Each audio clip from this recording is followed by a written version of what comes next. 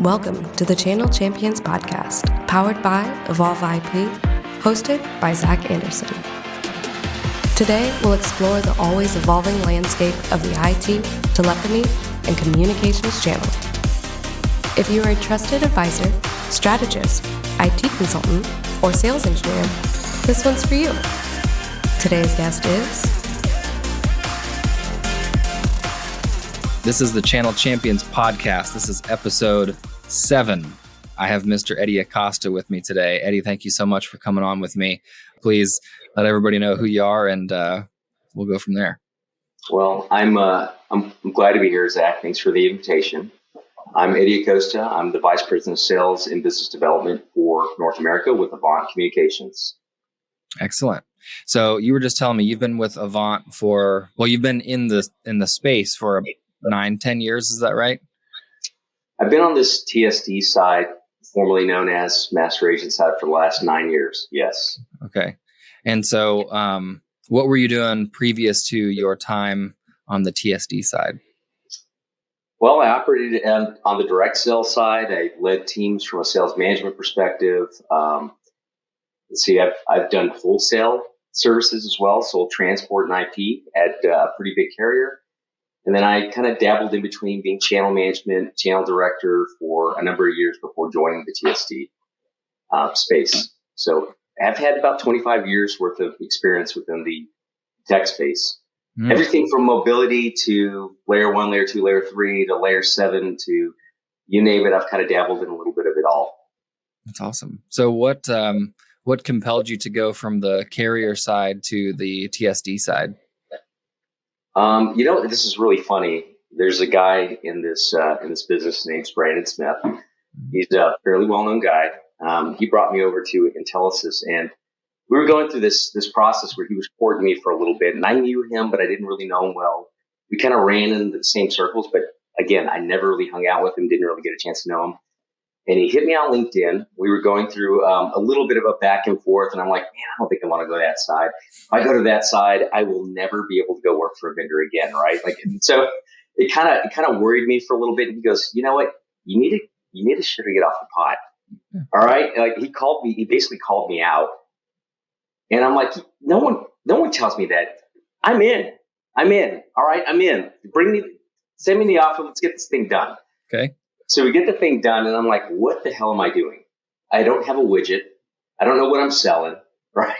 Right. I'm supposed to talk to partners about their businesses and how to operate it. So I'm a little bit of a financial planner. I'm a business planner.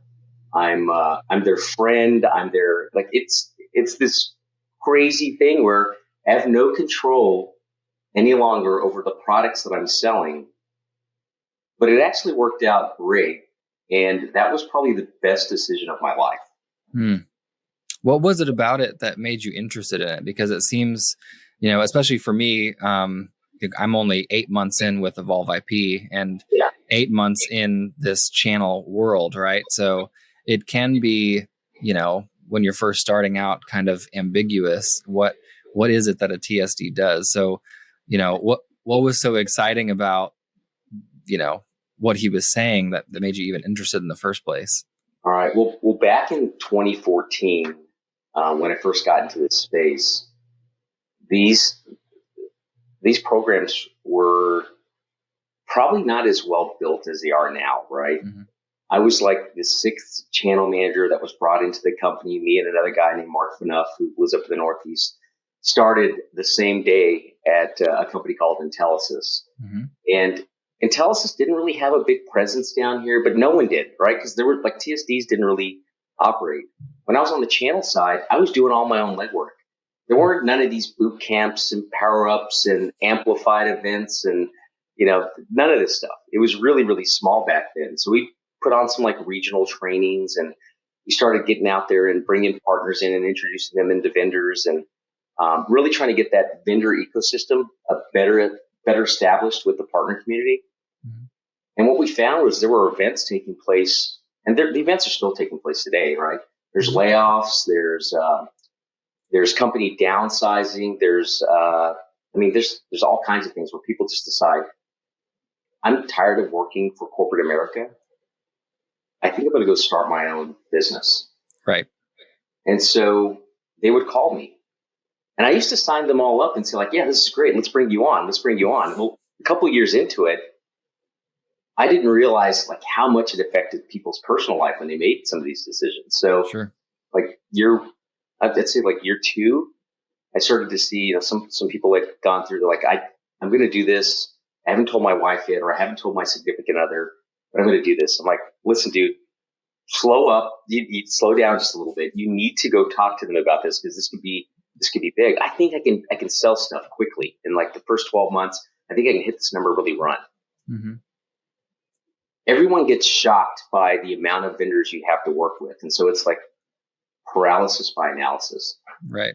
And the first 60, 90 days is a partner trying to figure out where everything is at and how to navigate the waters. Hmm. So when that wears off, they're like, shit, I haven't sold anything. And then they're digging so deep into their savings accounts and their personal funds that they've been stacking away for years that it becomes eye-opening, right? And money is evil. It can create some bad things. And so I saw some divorces take place. I saw some crazy things take place, and I don't wish that on anyone. So now when people are coming into the system, like, is everybody bought off? You got at least a year to 18 months with a run rate for you. Mm-hmm. That's really what it's going to take. And your first deal that you close, it will not pay you in 30 days. That first deal will pay you in 6 months. So Right. Hopefully you close a lot of deals and it becomes a drip and then a waterfall at some point. Right. But I have seen some great success stories too. So there's not all bad stuff that takes place. I've seen some partners come through and close the largest deal in UCAS history, largest deal in network history. I've seen some record-breaking things take place, and that's really impressive. And it's also fun to see partners that you started with that were like just getting into the business, and when they become successful, that is awesome. So hopefully you were a part of it, right? You kind of helped navigate them through those waters, and they got to that point. That's always fun to see. Yeah. So when partners come on board with the TSD, is it generally, what percentage of partners that come on board with the TSD are brand new, companies versus they already have an established, book of business sort of thing? I mean, what's the breakdown look like there?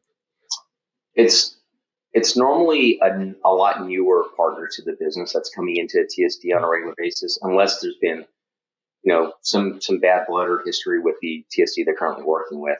I see. So it's probably like 75% new, 25% existing partners that are working with other distributors today. They're looking for another home or looking to diversify for some reason. But it's probably 75% new. And it's a whole lot of enablement. It's a whole lot of hand-holding. It's, look, I know you used to put your quotes together. Stop doing that. We are here to help you scale. Mm-hmm. So when you spend that hour doing that, you could have gotten that time and used it to prospect or used it to market or do whatever we want to do besides doing the back office stuff. So as a TSD, we're here to help you scale. That's our full objective, right? Mm-hmm. We want to do the hard things for you well and make you look really good in front of your end user. Sure. So leverage engineers. We had engineers when I started at the TSD back in 2014. There was another program that had engineers before we had engineers, and kind of like where I'm at right now, AVANT was the first technology service distributor ever to employ engineers. And then we saw the other distributors starting to kind of make the same investments in those people. So I will say, like, platform was developed here, and then other folks developed platforms as well. And so now everyone has a platform. Everyone has engineers. Everyone has people in major NFL cities. There are more partners now than there were ever before. I think when I first came in the industry in 2014, there were I think I had 77 partners. By the time I left that Intelisys, there were like 700 partners that we had brought on. We were bringing on between 80 and 120 a year. And we were working through like the top 20%, and we were trying to get the other ones going. But in order to get the other ones going, you have to keep reinvesting bodies and putting them in there to help them, right? So I was managing like 6 or 7 states at the time by myself as a channel manager, and that's hard to scale. Yeah. And that's a little bit different than what you're doing now, huh? Yeah, definitely a little different than what I'm doing now. I mean, now I'm putting people in there, and we're making big investments in that next partner community because, private equity's in our business now and it's making acquisitions and it's causing a little disruption. And there's super agents that are out there that are all now coming together and they're using their buy power and their sales efforts to get direct agreements as well. And so, the business has changed completely from what it was in 2014. Back in 2014, I was trying to convince people to stop signing direct agreements. And I would tell you right now, most TSDs will tell you not to sign a direct agreement. Most partners will say, don't sign direct agreements. I've seen terrible things happen. I've seen partners that have had direct agreements with companies like Switch and Data way back in the day. Equinix came in and bought them. Basically said, look, we're not going to honor this agreement any longer. We're going to stop paying you. And I now have partners that are channel managers in our business because their business completely imploded when the vendor decided they didn't want to have a channel ecosystem any longer. So, having the ability to leverage volume and big organizations like ourselves with general counsel on staff to negotiate agreements and your best interest, right? We're putting all the things in that are going to protect you. It's a better opportunity for you to work through a TSD than it is for you to have a direct agreement. 1 or 2 points difference it could be detrimental to your business because you got greedy. Right. And I've seen people get cut and it's not good. Yeah. That's wild. Now, I was thinking about something that you said earlier about how many more advisor agencies are in the channel today than when you first started. When you said there was probably, and that's something that I'm obviously the marketing guy. So part of what I have to do is understand the size and scope of, let's call it the agent, partner, advisor community, right?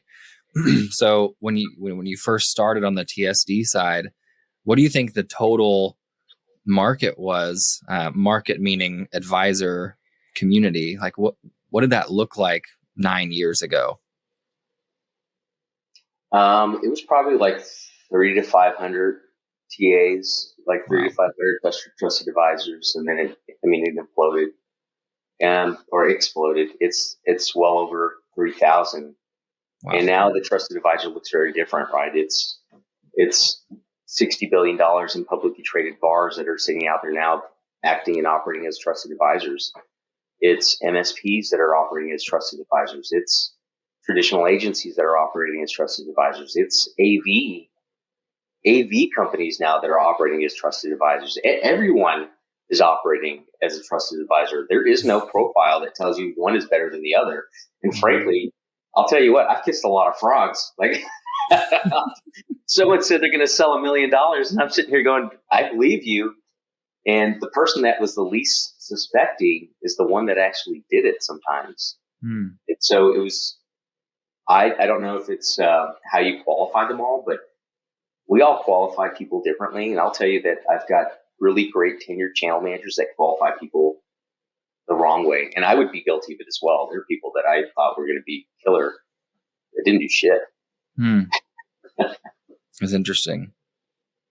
And I talk about my my infancy in the channel, and I'm so grateful to have the opportunity to do these episodes, especially with people like you because you're so versed in this stuff. But the differences between MSPs, VARs, AVs, TSDs, then you've got distributors like the Ingram Micros and stuff like that.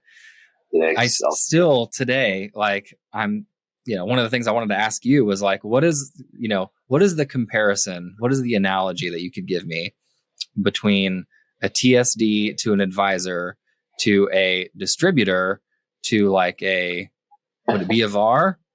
Would it be what is it? Help me. Eddie, help me. Look, we call ourselves TSD, TSB. we're very different because what we focus on are as a service products. Right. And these aren't items that we resell or white label. These are items that we provide directly to the trusted advisor's end user by introducing companies like Evolve directly to them, and the end user executes the agreement directly with you. When you look at the traditional distributor like the Synexes of the world and the Ingram Micros, they're selling boxes and hardware. They're also selling solutions, but a lot of times they are selling it with a markup on it, and they're white labeling it and sending it off. And so they're collecting the payment versus the end user paying the vendor directly for the payment. Mm-hmm. And so we don't rebuild any of that stuff. Right. Frankly, I look at it thinking, why would I want to have inventory? Why would I want to deal with supply chain issues? Why would I want to carry any of that overhead? I mean, this is pure gross profit with none of the stuff that's required to carry from an inventory perspective. Mm-hmm. And I think also, interestingly, there's TSDs that are also distributors, right? And they have like direct salespeople. So how does it's just so like interesting. So we don't operate like that, right? I think there's a place for everybody. Yep. There definitely is a place for everybody. We would rather support and serve the greater audience and not compete with them. Right. And we want to train and educate you so that you can crawl, walk, run, and do this on your own. That's really what our goal is. But also at the same time to help you scale by providing all the resources that we provide. Mm-hmm. There are other TSDs that operate just slightly differently, where they'll go hold your hand, they'll sell the deal for you, but at quite a haircut, right? But it's also, that's the cost of the sale. It's expensive for them. They're driving out, they're creating the meeting, they're doing the technical aspect of it for you on your behalf while you're sitting back and doing something completely different. And so there are places for everyone. I think that wholeheartedly, like everyone's got a spot here. Right. But what I will say is, look at us now. Look, I think the first time when I joined Intelisys, there were probably 70 or 80 employees there.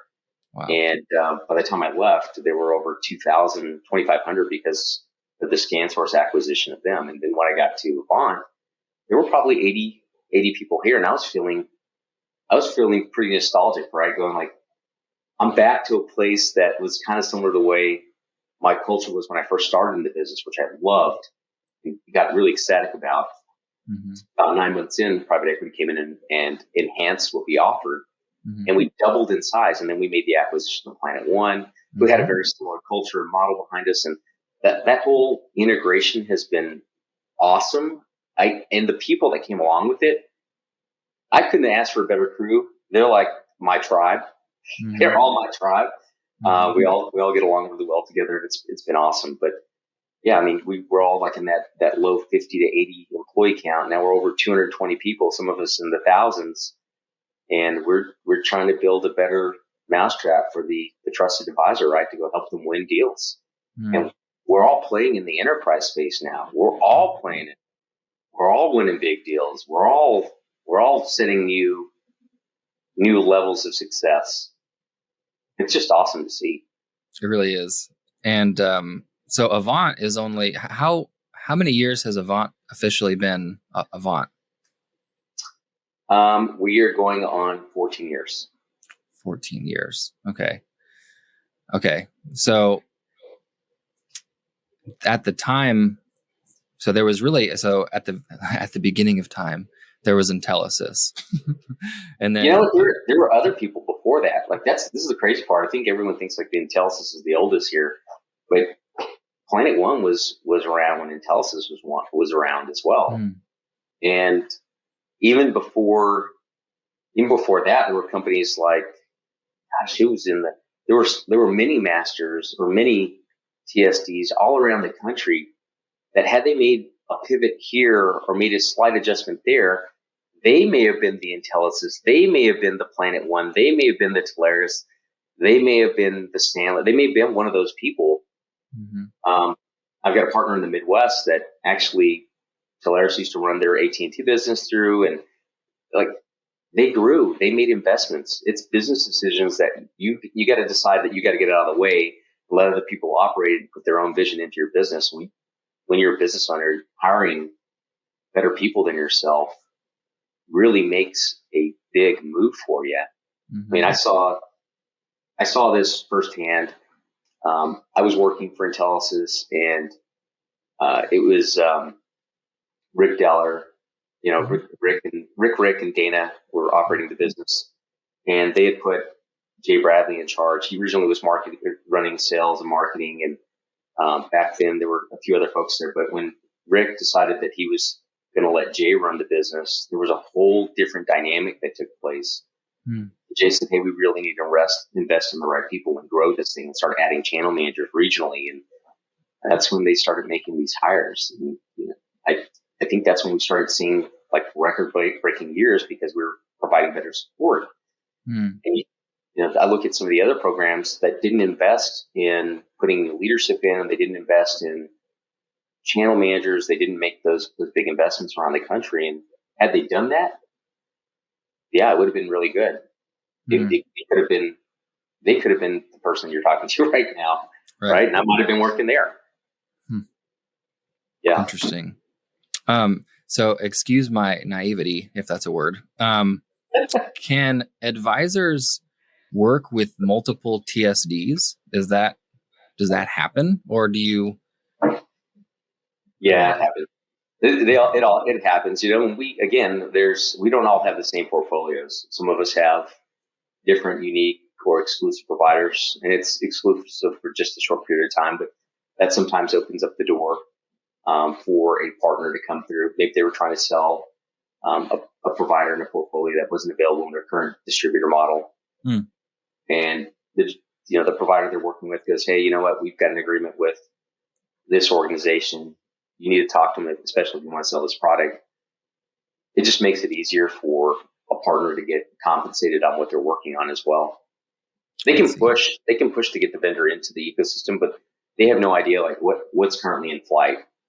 There may be 11 vendors in flight that a TSD is onboarding and trying to get through the system, and we just onboard someone for the sake of onboarding. Well, that the vendor doesn't always get vetted as well, so we don't all do it, and sometimes it costs us, but sometimes we gain from it as well, right? So it's right. Interesting. One of the things that I'm really trying to do, just with our advisor community, is this idea of agent enablement. And I think I'm trying to take sort of the stance that a TSD would, in that, as a supplier, as the marketing guy at a supplier, my whole job should be like, how can I make the advisor's life easier? What resources can I provide and stuff like that. So tell me about like what it's been like, or some of the things that you've learned to help advisors in that enablement strategy. Like, what are some of the things that you've been able to pick up that helps them really grow their business? Finding the right programs to align them with are huge, right? Because we find partners that sell a certain category of technology, and me just introducing a category to them that they're not really selling doesn't help them. It maybe causes a little bit of angst, or it causes a little bit of a distraction to them. People make the biggest difference. I will tell you that 100%, right? So there are channel managers in our market that it's really easy to be a good channel manager. It's be responsive, be proactive, be available. In DFW, where I reside, there's probably 60 plus channel managers here. It has the second highest population of support from a vendor perspective behind New York. I think New York has the largest volume or concentration of it right now. And maybe 20% of it do it really well. And so, unfortunately, not everyone gets the right, swing with a partner, because I don't want to set that partner up for failure with this program that's not going to reply back to them because the individual's not good. So there are, and you can look at this, you'll see heat maps around the country. We use TSDs to look at it.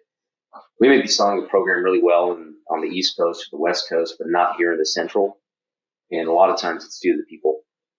It's not the program. Program's awesome. It's the people aren't as good in that with that particular provider. From an enablement perspective, though, what we're doing more frequently is we are introducing our engineers to them early and often, making sure they know how to use the resources. We're also doing multiple onboardings with them because, we'd sign a new partner up, they'd come in and we'd throw the kitchen sink at them, right? Spend an hour showing them a platform and expect them to run with it.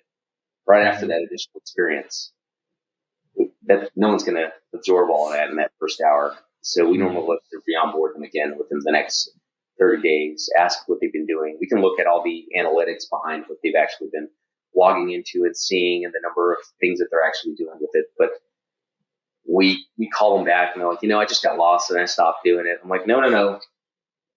Let's start over. Let's do this again.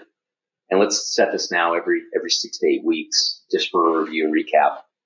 And we find that if you make a little bit of that investment and doing that a couple of times over and over and over again, you get really good. You get really good engagement, but enablement from the partner. Mm-hmm. And if you introduce them to people, they start building relationships with those folks, like our engineering team or our pricing people or our channel managers. Once you introduce them to the right folks, they really start to scale a lot quicker. I think the ones that avoid using help are the ones that struggle. That is interesting. That's one of the things I was going to ask you too, is like, what do you think? You've seen advisors do really well. You've seen advisors not do really well. So, I mean, from the TSD perspective, what do you think aids in their success? And furthermore, the ones that didn't make it, was it just because they didn't use their resources, or was there something else? You have to have drive and desire, right? Like this, it's just doing this doesn't mean you're gonna have a lot of success. The ones that have leaned in with the resources that are invested, for me to build a platform, for Talaris, for Intelisys, for Sam, for all of us to build a platform, clearly there's a need behind it. Yep. And it's not cheap. These things are built on Salesforce communities. They're built on Azure. They're built on AWS platforms. We are building and spending tons of money to support the partner community. And I don't think they realize it. They think, it's the same stuff. Everyone's got the same stuff. No, we are doing research and using that research to uncover what's going to help you sell more effectively. We're putting together sales campaigns. We're putting together sales training methodology for you. The things you used to get at a vendor when you worked there and you kind of took for granted, you kind of need. Maybe you're not as good of a salesperson as you thought you were. So we are trying to help by making these big investments. If they're not using those tools and resources, they're probably they're probably only using a percentage of what their success could be. That's, yeah. And it's tough too, because you, as the TSD, you put all these things in place, you have the data to back up why it's working for some, but then, it's like you want to shake them and say, hey, like this actually will help you. But I guess some people are stubborn, right? I think, that's probably a good way to put it, right? Some people are stubborn. Some people just don't trust the process, right? I think there is a process behind anything, just like anything else. If you follow these guides or you follow this path, you're going to find some success in it. If you don't find success in it, you're probably going to decide you're going to want to go a different path, especially if it doesn't take place early enough.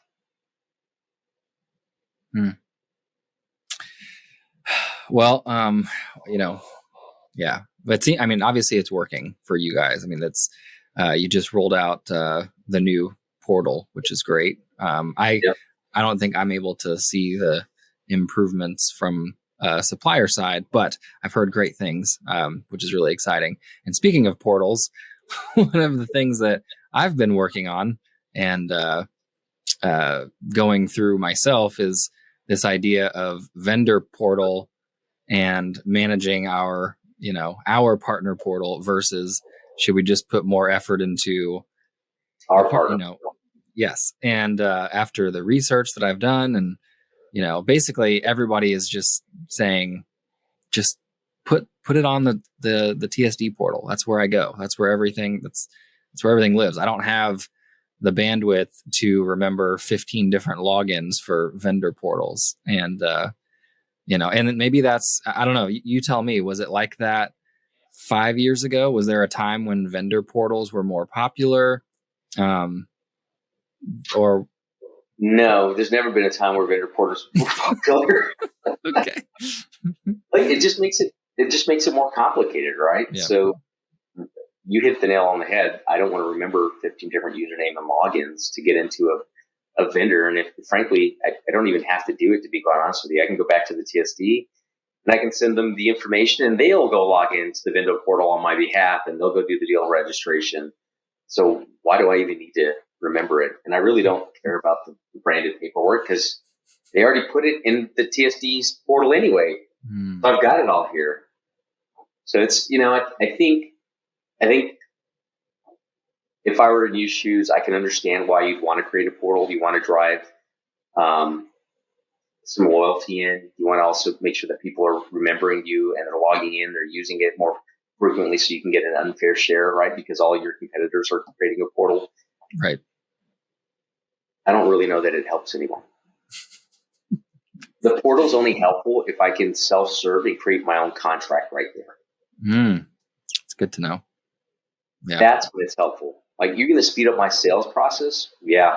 I'm going to go in that portal. I'm going to create that contract and I'm going to get it out for signature, because half the time, I can't tell you how many stories I've run into where the partner has been asking for the agreement from the channel manager. And the channel manager may or may not be putting it forward, or if something's going on, they can't get the agreement out. Maybe it's sitting in business ops, or it's going through finance to get, all the approvals that need, all the T's crossed, the I's dotted to make sure this thing is profitable in nature. Days go by. I mean, days could cost you deals. And I can tell you that I've seen that happen firsthand, where one program took too long, partner went to another program, the other program kicked out the agreement in a day. That other program won the deal.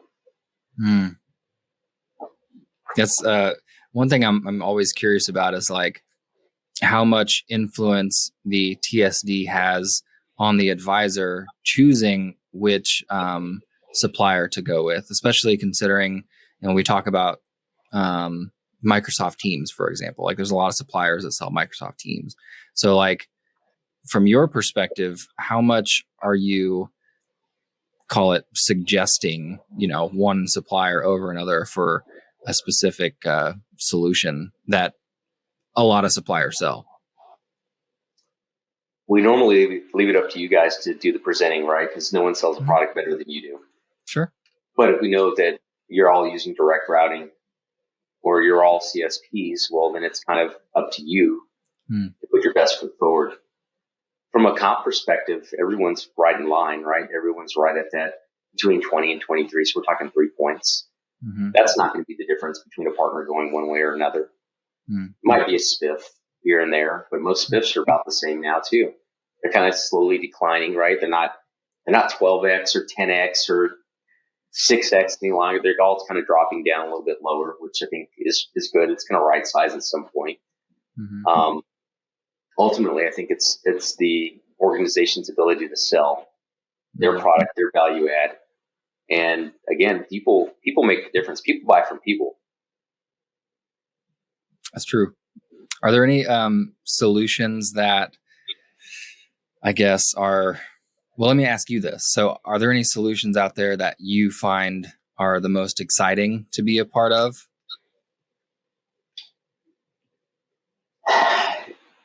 I think I love seeing how dynamic security is right now. Our partners are a little scared to ask the questions about it, which I completely understand. It's not easy to sell a service like this. You have to be somewhat knowledgeable about it. So we're all trying to provide that knowledge base. But when I get demonstrations from these vendors saying that they can ingest their software into a network in less than 10 minutes. And the entire network is now alive and online instantly. That's cool. Mm-hmm. Like, that's really cool. Because I don't know if you've ever sold a cable service. There's 30% fallout. An order gets put in place. You think it's going to install 10, 15 days. Sometimes it doesn't. Sometimes it does. IMPO issue, in-building riser fiber issue. That 10, 15 day install ends up turning into 45, 50 days. Customer's pissed. You tell me I could do it in minutes versus like waiting days and months and, or even years on big installs. If I'm a partner, I'm getting to know the things that install fast too, thinking, that's pretty cool. And there's a demand for it. It's not if, it's when, right? So when you're going to get breached, when things are going to happen. Right. I would try and learn as much about security as I could right now, because that product almost sells itself. It protects immediately, installs immediately. Normally it's sold on a 12-month basis, not multi-contract, right? So it's a lump sum payment as well. And so if the customer doesn't like it after that 12-month period, no problem. And I'll get that out and I'll ingest another service into it, right? And right. So it's kind of like a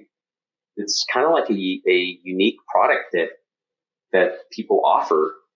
And I'm getting to learn more about the big R and the little R, right? What's response, what's remediation, what is, like, everyone does MDR, but do they all do it the same? Right. No. No. Right. Yeah. What I used to sell, I'll tell you what I used to sell too. When I first got into business, I was trying to get partners to sell colo. Space and power is easy. It takes 5 days to put a rack up. Goes into billing in a week. That means the customer's got to pay within 30 days. This is a great product. Colo is not easy, obviously, right? It's hard to get people to move one environment to another. Right. But those are products that I was going after. Like, you know what? Lit buildings, fiber that's going into a data center, that's going into an on-net building is pretty easy. Normally it's like slotting a card and you're up and running and you're live. When UCAS came out, everyone was like, this is so simple. All you got to do is plug it in. Shit. It's plug and pray. Yep. Voices by far can be the most profitable. It can also be your biggest headache. Why you say that? I can't make a phone call. I can't make a phone. That would kill people immediately. Yeah. A lot of money in it, though. A lot of money in it. Yeah. Well, and so you say voice and talking about trends and stuff. Everybody's talking about security. Yeah. Everybody's talking about CX, right? Yeah. CX is this major topic. And what I think is interesting is that it seems to mean something different to different people. Like on the supplier side, we think of CX and we think CCAS, right? But from a TSD, from your perspective, what does CCAS in your world mean? I look at CX as the customer experience, right? And that's really what it is. And it's all things that encompass maybe a contact center offering, but it can be bolt-ons to UC, CC. I met with an individual that told me that he's going to coin a new term called DT as a service, digital transformation as a service. And it's all the AI embedding options that you can bolt into CX or CC, you name it, right? Right. We try and segment these categories, but these categories are getting more complicated now. So even for us, where do we put an AI company? Do we put a voice AI company into CX? Do we have to create a new category for that? Right. And every partner would set it differently, right? So we still separate UC, CC. We know that CX kind of lives in that contact center space for the most part, right? It's about the buying trends of the end user and how you can enable them by using different methodology to provide the best experience for the end user, the buyer, and then providing the analytics behind it to the customer so that they enhance their offering to their end user, right? So how their buyers are buying for them. That's a great definition. And you were so quick with it. Like, I love that. I might have been doing this for a little bit. Just a little bit. I love, yeah. And, one thing that we've been talking about at Evolve is like, how does, we're trying to do more with our DAS solution, right? And I think there's a play there, and I wanted to get your opinion on this. Like when we're talking about CCAS and customer satisfaction, obviously, but then reporting those analytics, that makes a ton of sense. But like, I wanted to get your thoughts on two things. So like, where do you think desktop as a service fits into CX? And then additionally, just DAS in general, do you think that like it should be more popular than it is? Or do you think it's just too, because like, I think partners have a hard time explaining what DAS, what the use cases are for. And since we sell it, obviously it's like, we could tell you all day, but I don't know. Let's start with the CX piece. Like, do you think there's a play for DAS in the CX space? I mean, I guess there could be, right? It is part of the experience overall. I think DAS is more of a security measure, right? It's for loss of objects and loss of inventory and protecting the company, but at the individual level, right? So if the individual loses it or it breaks, they just decommission that platform. It's basically an appliance like an x86 appliance, right? That's running software on it that you can access from anywhere. And it's a low cost option as well, right? You can use you can use a PC or you can use an Android, you can use whatever you want to use, right? Chromebook. Right. I think there's a play for the two. If you're using apps and you're not using handsets and any of the others, yeah, you could probably bundle a product together and make it more lucrative, like a business in a box, right? With this desktop as a service comes this UC and CC offering where you've got an interface in it that allows you to scale really quickly. And don't worry about the box ever dying or, someone stealing the PC out of your car. Right. We'll decommission that. We'll reprovision it, flash it, and send you a new one, and you're up and running again immediately. Numbers are there. Everything's ported. You don't have anything sitting on the laptop that you currently lost. It's all living in the cloud. Right. Like I don't know. I've used desktop as a service. We used it early on when I was at Intelisys. It was not my favorite thing, but I understood the reason. I understood the reason behind it, right? Yeah. We were traveling everywhere. We were carrying proprietary information on these PCs that if I were to lose any of that information, it could mean that someone got access to your commissioning platform. It could mean that they have the access to all of your financial data, all your client database, all of the intel that you were hoping doesn't get out there. It's living on a PC that I was carrying around with me. So I just had to get used to storing things on local drives, or not on local drives, but on those drives that we were told to store our information on. Like, I mean, even here we're using things in the cloud. We're using, I keep forgetting what, OneNote now. What is it called now? OneDrive or SharePoint. I use SharePoint, OneDrive, you name it. It's ShareDrive, it's OneNote, it's SharePoint. It's, yes, I'm using all of those things. Yeah.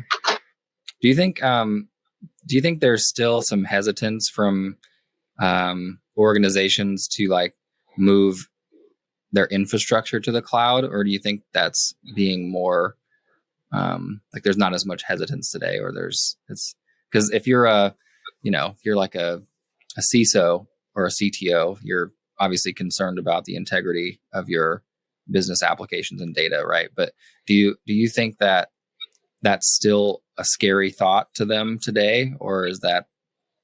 No, I would question that CISO that doesn't want to move things virtually, right? I would question them not wanting to move things into the cloud. That hardware that they have it stored on today is going to come to end of life. Are they buying active everywhere? Do they have it replicated everywhere? How really protected do you think you are? I've got geo-redundant protection when I go into the cloud. I'm managing my applications, which is what's core to the business anyway, right? They're managing the OS. I mean, I'm living in your operating system, so I don't care about that. I don't want to call my people because the box stopped running at 2 a.m.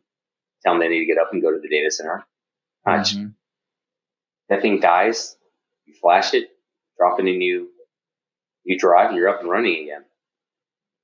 I just think that it's inherently a better place for people to put their infrastructures in the cloud. Yes, they're going to get breached. It's not if, it's when. Everything's going to be. That's why you have insurance. That's why you have security measures in place. And if you're not doing those things to protect yourself, then you weren't protected anyway in the first place, right? Like being in a premise-based environment. Right. So I still think that there's people that would say that, and when you really dig in and peel back the onion, are they actually protecting themselves anyway in their current environment? Probably. That's a good point. Okay. So what do you think is next for AVANT? What do you have? What does Eddie have planned in the next couple of years? World domination. All right. Like I was fortunate enough that recently we rolled out a new strategy within the business. Right, we've got a lot of very tenured partners that have been working with some very senior and seasoned channel managers for a number of years. We're going to continue that method. Right, we're going to go with that same model. Our top people are working with our tenured partners, and they're going to continue to do that.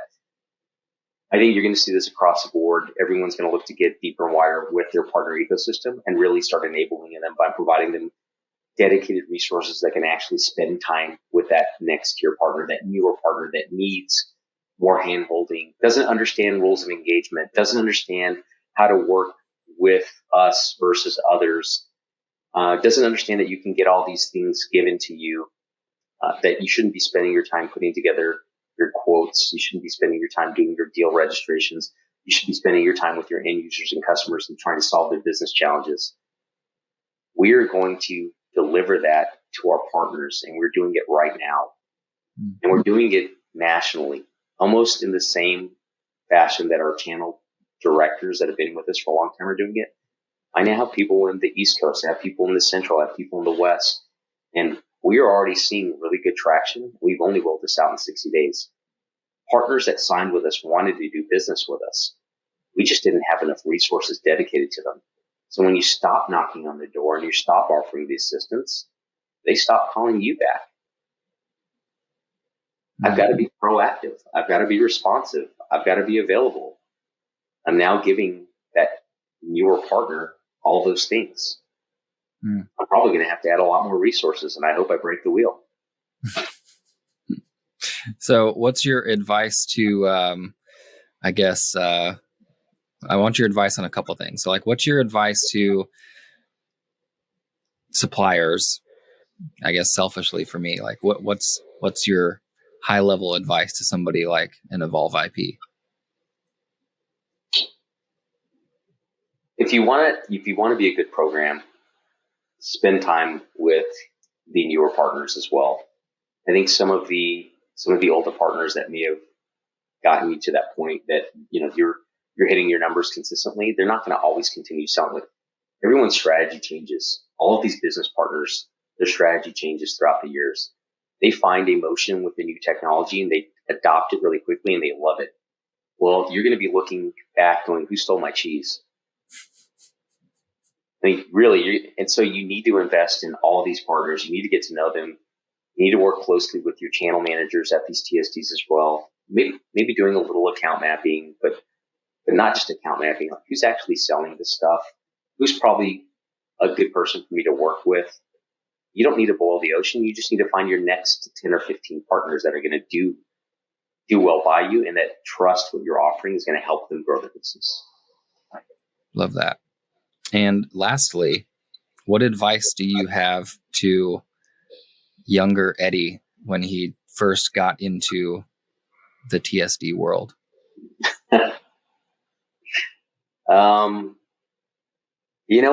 Take some time to embrace all of the changes that are coming right now. Like when I got into the business early on, it was a lot of fun. It was very different. I was trying to find a place for myself, right?